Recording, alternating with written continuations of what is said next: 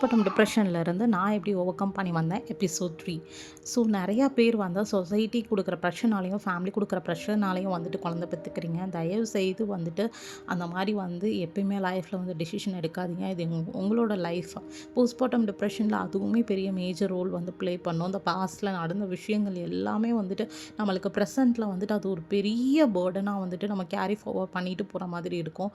நான்லாம் வந்து 2 வருஷம் வந்து குழந்தைய தள்ளி போட்டேன். அதுக்கான ஏச்சு பேச்சு எவ்வளவோ வாங்கிட்டேன். பட் அந்த கொரோனா டைமில் நான் குழந்தை பெற்றிருந்தேன்னா என்னால் இப்போ என்ன நினச்சா கூட வந்துட்டு யோசிச்சு கூட என்னால் பார்த்துருக்க முடியாது.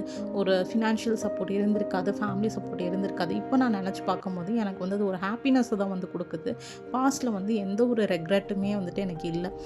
சொசைட்டிக்காண்டி வந்துட்டு நம்ம வந்து வாழ ஆரம்பித்தோம் அப்படின்னா நம்ம லைஃப் லாங் வந்து நம்ம சொசைட்டிக்காண்டியே வந்துட்டு வாழ்கிற மாதிரி தான் இருக்கும். அதே மாதிரி நம்ம லைஃப்பில் வந்து இண்டிபெண்ட்டாக டெசிஷன்ஸ் எடுக்க முடியாமல் போயிடும். இன்றைக்கி பேசுகிறவங்க வந்து பேசிட்டு தான் வந்துட்டு இருப்பாங்க. எத்தனை நாளைக்கு வந்து பேசிட போகிறாங்க. அதை வந்து நம்ம வந்து சுற்றி நடக்கிறதுல வந்து நம்ம ஃபோக்கஸை வந்து விட்டுட்டு நம்ம மேலே நம்ம ஃபோக்கஸ் பண்ண ஆரம்பிச்சிட்டோம்னாலே இந்த போஸ்ட்மார்ட்டம் டிப்ரெஷன்லேருந்து ஈஸியாக நம்ம வந்து ஓவர் கம் பண்ணி வந்துடலாம்.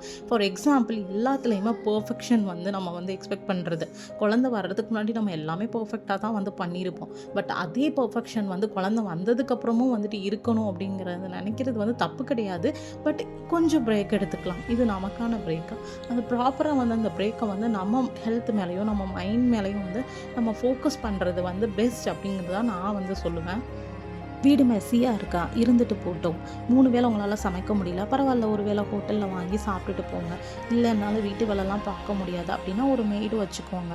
எல்லாமே இன்றைக்கி வந்துட்டு நம்மளுக்கு வந்து இந்த காலகட்டத்தில் நம்மளோட கன்வீனியன்ட்டுக்கு எவ்வளவோ நம்ம பண்ணுற மாதிரி வசதி வந்துடுச்சு. நம்ம வந்து நம்மளுக்கு வந்து இந்த டைமில் வந்து மைண்டும் ஹெல்த்து ரொம்ப முக்கியம். சொசைட்டிக்காண்டி எல்லா வேலையும் நான் தான் பண்ணுறேன், இது பண்ணுவேன், அது பண்ணுவேன்னு சொல்லி இழுத்து போட்டு பண்ண ஆரம்பிச்சிங்கன்னா அதுவே உங்களுக்கு ஒரு ஹேபிட்டாக மாறிடும். So one step at a time அப்படிங்கிறத வந்து மைண்டில் வந்து ஏற்றிக்கோங்க. இதுவும் கடந்து போகும்.